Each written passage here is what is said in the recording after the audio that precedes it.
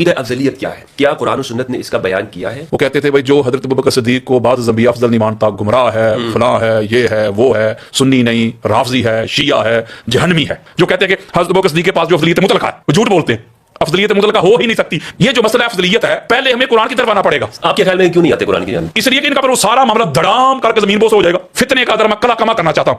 یہاں بالکل فتنہ سمجھتا ہوں. جو وہ قبلہ نہیں کدھر اجماع بھائی قرآن کے مقابلے میں اجماع کی کیا حیثیت ہے. اور یہ کہا جاتا ہے کہ یہ ایک ایسا عقیدہ ہے کہ جس پر ہمارے اہل سنت والجماعت کا اجماع ہے اور اس پر مناظرے بھی ہوتے ہیں.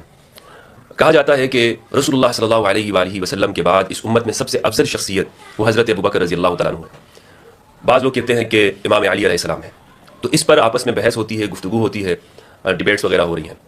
پچھلے دنوں میں آپ نے دیکھا کہ اس موضوع پر کراچی میں ایک پوڈ کاسٹ ہوئی تھی جس میں علامہ یاسین قادری صاحب اور ذوالفقار شاہ صاحب ان دونوں کے درمیان میں ایک ڈیبیٹ ہوئی اور اس کا جو نتیجہ نکلا وہ ہم سب کے سامنے ہے. لیکن آج ہم یہ سمجھنا چاہتے ہیں کہ عقیدہ افضلیت کیا ہے، قرآن و سنت کے نزدیک اس کا معیار کیا ہے، کیا یہ قرآن و سنت سے ثابت ہے یا نہیں. کیونکہ جب ہم اس طرح کی موضوعات پر بات کرتے ہیں تو لوگ یہ کہتے ہیں مفتی صاحب یہ تو چھوڑیں، اس فیصلہ کرنے والے ہم کون لوگ ہوتے ہیں، یہ تو اللہ سبحانہ و تعالیٰ اس کا فیصلہ کرے گا، یہ تو قرآن و سنت میں یہ باتیں ہے ہی نہیں. آپ وہ باتیں کر رہے ہیں جو روایات کے اندر ہیں، ضعیف درجے کی روایات ہیں اور اس پر ٹائم ویسٹ کرنے والی بات ہے. تو ہم یہ بھی سمجھنے کی کوشش کریں گے کیا واقعی قرآن و سنت نے اس حوالے سے کوئی گفتگو نہیں کی یا قرآن و سنت کے اندر اس حوالے سے رہنمائی موجود ہے. تو آج اس موضوع پر ہم ڈسکشن کریں گے. میرے ساتھ موجود ہیں ملک پاکستان کے مشہور اہل سنت والجماعت سے تعلق رکھنے والے محب اہل البیت، خطیب اہل البیت جناب علامہ یاسین قادری صاحب حفظہ اللہ. میں نہایت مشکور ہوں کہ متشکر ہوں کہ انہوں نے اپنا وقت عطا کیا. دیکھیں مفتی صاحب، سب سے پہلے تو میں یہ عرض کرنا چاہتا ہوں کہ مجھے یہ کتاب جو ہے یہ لکھنے کی کیوں ضرورت پیش آئی.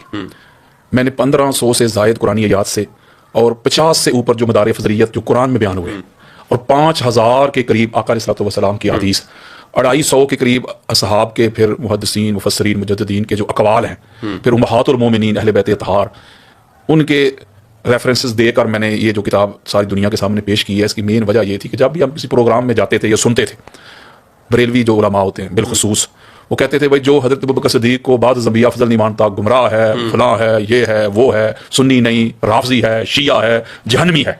تو پھر میں نے قرآن مجید فرقان حمید کی طرف جو ہے رجوع کیا. اچھا، الحمد کی الف سے لے کے الناس کی سین تک. اور یہ میں آپ کو چیلنج کر رہا ہوں پوری دنیا کو، کوئی ایک مجھے ایک آیت مجیدہ ایسی نہیں ملی جس میں یہ جو مولوی صاحب کا سودا ہے، یہ جو چورن بیچ رہے ہیں، اس کی کوئی مجھے دلیل ملے. کیونکہ قرآن مجید فرقان حمید جو مدار افضلیت بیان کرتا ہے، قرآن جو اس کا معیار بیان کرتا ہے، قرآن جو اس کی ٹرمز اینڈ کنڈیشنز بیان کرتا ہے، اس کی شرائط، اس کے لوازمات، اس کے واجبات بیان کرتا ہے، وہ پوری دنیا میں، یہ میں چیلنج کر رہا ہوں، پاک محمد کے بعد صلی اللہ علیہ وآلہ وسلم جو ہستی اس پہ پورا اترتی ہے، اس ہستی کا نام علی بن ابی طالب ہے.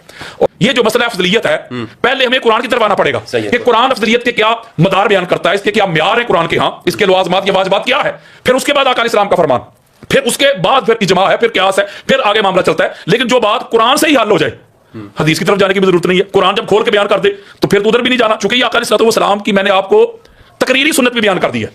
تو اللہ کے بندو پہلے سب سے پہلے تو افضل کی طرف آؤ نا. افضل کا معنی تو دیکھو، لغت کے پوائنٹ آف ویو سے چیک کرو. آپ بندہ عالم ہے جو علم رکھتا ہو تو اس کا مطلب ہے کہ کسی بھی ڈپارٹمنٹ کی طرف آپ جائیں، کسی بھی منصب کی طرف جائیں، عہدہ کی طرف جائیں، جو اس کی ڈیمانڈ، جو اس کی ٹرمز اینڈ کنڈیشنز ہوتی ہیں، اگر وہ بندہ پوری کرتا ہے مفتی صاحب تو پھر وہ ٹائٹل کا حقدار ہوتا ہے. یہ افضل جو ہے نا مفتی صاحب، افضل کا مادہ ہے فضل. یہ توجہ آپ کی چاہوں گا، آپ کو تو سبق سنا رہا ہوں. افضل کا مادہ ہے فضل، فضل کی جمع ہے فضائل. یعنی یہ جو کہتے ہیں نہیں فضائل سے نہیں، وہ مولوی صاحب جس کا بھی آپ نے نام لیا وہ کہتے ہیں نہیں فضائل نہ پڑھیں، فضائل سے کوئی بندہ افضل نہیں ہوتا. میرا دل کرتا ہے میں کیا کہوں، جو بندہ کہتا ہے نا فضائل سے بندہ افضل نہیں ہوتا، میرا دل کرتا ہے اس کو ذرا ایک دفعہ بتاؤں تو صحیح اچھے طریقے سے پکڑ کے کہ فضائل کے بغیر مجھے افضل تو ثابت کر. افضل کا مادہ ہے مفتی صاحب فضل. جی بالکل، فضل سے ہے افضل. اور افضل کا جو معنی ہے وہ ہوتا ہے اللہ، عرفہ، بڑھوتری، فضائل میں سب سے زیادہ ہونا، اسے کہتے ہیں افضل. جس کے پاس زیادہ فضل ہوگا وہ افضل. مثلا عالم، عالم کا مادہ علم، عین لام اور میم. اب مجھے بتائیں اگر کسی کے پاس یہ مادہ عین لام اور میم علم نہ ہو اسے عالم کہیں گے؟ نہیں. تو یہ جو افضل ہے مفتی صاحب، اس کا جو مادہ ہے، اس کا جو اوریجن ہے وہ ہے فضل. اور فضل کی جمع ہے فضائل. تو پتہ چلا جس کے پاس فضائل ہوں گے، جس کے پاس وہ فضل ہوگا وہی افضل ہوگا. فضل نکل جائے افضل نہیں، علم نکل جائے عالم نہیں، علم نکل جائے معلم نہیں. اسی طرح زہد نکل جائے زاہد نہیں، عبادت نکل جائے عابد نہیں، آسامہ نکل جائے آسم نہیں، جہاد نکل جائے مجاہد نہیں، حفظ نکل جائے حافظ نہیں. تو اس کا مطلب یہ ہوا کہ جو بھی اس کی ڈیمانڈز ہیں، جو اس کی ٹرمز ہیں، جو اس کی کنڈیشنز ہیں، جب وہ اس میں ہوں گی تو پھر وہ اس کو افضل کہیں گے. تو اسی طرح یہ فضائل سے اس لیے بھاگتے ہیں، کہتے ہیں فضائل سے بندہ افضل نہیں ہوتا. ان کو پتہ ہے نا کہ پوری کائنات میں پاک محمد کے بعد جس کے پاس فضائل ہیں اس کا نام علی ابن ابی طالب ہے. وہ یہ فضائل ہی تو ہیں، تو فضائل سے بندہ افضل بنتا ہے. ایک اور بات ہے، میں ذرا ٹائم چاہیے مجھے تھوڑا سا، میں ذرا اس کو کلیئرٹی دینا چاہتا ہوں، اس فتنے کا ذرا میں کلا کما کرنا چاہتا ہوں. جہاں بالکل فتنہ سمجھتا ہوں، جو وہ قبلہ نہیں کتنا اجماع بھائی قرآن کے مقابلے میں اجماع کی کیا حیثیت ہے؟ اگر تو قرآن کھول کے بیان نہ کرے، ابھی تو میں قرآن کی طرف آیا ہی نہیں جو آپ نے سوال کیا ہے. قرآن تو کھول کے بیان کر رہا ہے، افضلیت کے سارے جتنے بھی معیار ہیں، ٹرمز اینڈ کنڈیشنز ہیں، سارا قرآن کھول کے بیان کر رہا ہے. تو جب قرآن کھول کے بیان کر دے، آقا علیہ السلام کی حدیث بیان کر دے، تو اجماع کی طرف ہم کیوں جائیں بھائی؟ دوسری بات ہے کہ اجماع جو تھے یہ ظنی ہوتے ہیں سارے. میں چیلنج کرتا ہوں اسی بات پہ کوئی آج میرے سامنے اجماع ظنی ہوتا ہے، بلکہ آپ کتب پرانی ہماری جو اہل سنت کی کتابیں ہیں اس کا مطالعہ کریں، اسٹڈی کریں، وہ تو بلدی اجماع ہوتے تھے. کیا ہوتے تھے؟ بلدی یعنی کہ شہر کے اجماع ہوتے تھے، یعنی کہ ایبسولوٹ اجماع نہیں ہوتے تھے. اس بات پہ اہل کوفہ کا اجماع ہے جی، اس بات پہ اہل مکہ کا اجماع ہے، اس بات پہ اہل بغداد کا اجماع ہے. وہ تو سارے ظنی اور مقید ہوتے تھے، بلدی اجماع ہوتے تھے. اور یہ میں چیلنج سے بات کر رہا ہوں، میں کتب اہل سنت سے کھول کے میں حوالہ جات دکھاؤں گا. تو اجماع کی حیثیت نہیں کوئی بھی، اور ہو بھی تو یہ ظنی ہے، یہ قطعی نہیں ہے. معذرت کے ساتھ قرآن کا حکم قطعی ہے. وہ میں بات ایک بڑی خاص آپ کو پہنچانا چاہتا تھا، آپ کو سبق سنا رہا ہوں. وہ یہ کہتے ہیں کہ فرض کریں حضور علیہ السلام نے فرمایا نا کہ من کنت مولا فہذا علی المولا، تو یہ مولا علیہ السلام کی جزوی فضیلت ہے. صحیح ہے. وہ یہ کہتے ہیں یہ افضلیت مطلقہ کہتے ہیں ایبسولوٹ کسی کی فضیلت ہونا ہر جہت سے. اچھا، اس میں یہ چیزیں بھی ہوں گی یا یہ نہیں ہوں گی؟ میں اگر یہ مطلقہ جو کہتے ہیں ابو بکر صدیق جو ہے ان کی جو افضلیت ہے مطلقہ ایبسولوٹلی ہے. مطلقہ کا مطلب یہ کہ وہ بھی مولا ہے. وہ مطلقہ تو یہی ہوتی ہے نا جس کو کنڈیشن نہ لگائی جائے. مفتی صاحب آپ ماشاءاللہ خود سمجھدار ہیں کہ جب آپ اس کو مقید نہیں کرنا چاہتے، ایبسولوٹ رکھنا چاہتے ہیں، تو ایبسولوٹ تو پھر وہی ہوگی نا کہ ہر جہت ہر رخ سے. اگر جہاد فضیلت ہے تو جہاد بھی اس کے پاس ہونا چاہیے، اگر تقویٰ ہے تو وہ بھی اس کے پاس ہونا چاہیے، اگر ولایت ہے تو وہ بھی اس کے پاس ہونا چاہیے. یعنی کہ جتنی بھی اس کی ٹرمز اینڈ کنڈیشنز ہیں مطلقہ تو اسی کو کہیں گے نا. جو بندہ یہ کہتا ہے اس کو میرے سامنے لے کے آئیں. میں ادھر آپ کے کراچی میں بیٹھا ہوں، جو کہتے ہیں کہ حضرت ابو بکر صدیق کے پاس جو افضلیت مطلقہ ہے، وہ جھوٹ بولتے ہیں. قرآن مجید فرقان باڈی ہے اس کا. ہاں جی، قرآن مجید فرقان مجید کی 114 صورتیں، میں ذرا پاک مثال دیتا ہوں. 114.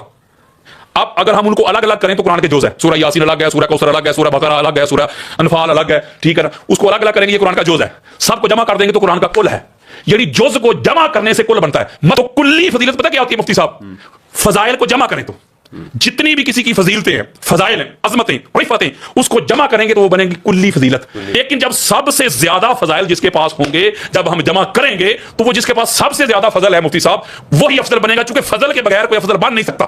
فضل نکل جائے تو افضل نہیں. تو جب اس کو آپ دیکھیں گے تو پھر آپ چیک کر لیں. سب سے بڑا مجاہد دیکھنا ہو تو علی، عالم دیکھنا ہو تو علی، قاضی دیکھنا ہو تو علی، اب زاہد دیکھنا ہو تو علی، سخی دیکھنا ہو تو علی، اللہ کے دین کی خاطر تلوار چلانے والا علی، مین of the Badr Ali, main of the احد علی، خندق علی، خیبر علی، حنین علی. یعنی کسی بھی جہت سے، کسی بھی ڈائمینشن سے، کسی بھی زاویہ نگاہ سے، کسی بھی پوائنٹ آف ویو سے آپ مولا علی علیہ السلام کی سیرت کے باب کھولتے جائیں، علی علیہ السلام جیسا کائنات میں آپ کو کوئی نظر ہی نہیں آئے گا. اچھا، تو اس میں یعنی دو باتیں ہو گئیں، دو آرا ہو گئیں. ایک تو یہ کہ حضرت ابو بکر رضی اللہ عنہ افضل ہیں، اور ایک یہ ہے کہ حضرت علی افضل ہیں. آپ کا کہنا یہ ہے کہ مولا علی افضل ہیں. میرا نہیں کہنا یہ، میں اصول بتا رہا ہوں مفتی صاحب. اچھا، وہ ایک منٹ مجھے چاہیے، بات آ گئی میرے مائنڈ میں، پھر آپ کیا کیجیے گا. دیکھیں میری بات سنیں مفتی صاحب، دیکھیں سیدھی سی بات ہے یار، نہ لڑائی نہ جھگڑا. میں نے آپ کو سٹارٹ میں ایک بات کی، اللہ کے بندو مادہ افضل کا کیا ہے؟ فضل یار. نہیں مفتی صاحب یہ سٹینڈ بنا ہے آئرن سے، فولاد سے، حدید سے. وہ یارو یہ لوہے ہی نہیں تو سٹینڈ کہاں؟ میں مٹی سے بنا ہوں، مٹی نہیں تو میں کدھر؟ نور سے کوئی بنا ہے، نور نہیں تو وہ بندہ کدھر؟ جو مادہ ہوتا ہے مفتی صاحب، اوریجن جو ہوتا ہے، مبدا، بگننگ، جڑ، روٹ، فاؤنڈیشن، بگننگ، آغاز، اس کے بغیر کیا حیثیت رہتی ہے؟ میں کہتا ہوں فضل جو ہے نا، فضل کہتے فضل چھوڑو، فضائل کی بات نہ کرو. ہم مانتے ہیں، سبحان اللہ سبحان اللہ، فضائل مولا علی کے بڑے مانتے اس کی بات نہیں. بلکہ امام احمد بن حنبل رضی اللہ تعالیٰ عنہ، جس کو امام حاکم المستدرک میں لے کے آئے ہیں، اور نیچے لکھا ہے کہ ھذا حدیث صحیح علی شرط شیخین. اور امام ذہبی جیسی کیا کہوں کہ جملہ کہوں، سخت شخصیت، اتنا سخت بندہ، اس نے بھی کہا کہ یہ حدیث صحیح ہے. یعنی کہ امام احمد بن حنبل کا فرمان ہے، وہ کہتے ہیں کہ ما جاء لأحد من اصحاب رسول اللہ صلی اللہ علیہ وآلہ وسلم من الفضائل ما جاء لعلی بن ابی طالب علیہ السلام. گالی مک گئی. امام احمد بن حنبل کہتے ہیں کہ آقا علیہ الصلوۃ والسلام کے تمام اصحاب میں کلہم مجمعون، ایک کو بھی اسکپ نہیں کیا، سب سے زیادہ جس شخصیت کے فضائل ہیں، جس کو اللہ نے فضل دیا نا، اس کا نام علی ابن ابی طالب ہے. اور یہی عبداللہ ابن عباس کا قول ہے. وہ کہتے ہیں کہ اللہ نے علی کو اتنا فضل عطا کیا ہے، اتنے فضائل کی کثرت عطا کی اللہ رب العزت نے، اگر جن و انس بھی لکھنا شروع کر دے ما احصو فضائل امیر المومنین علی ابن ابی طالب، تو علی کے فضائل لکھے نہیں جا سکتے.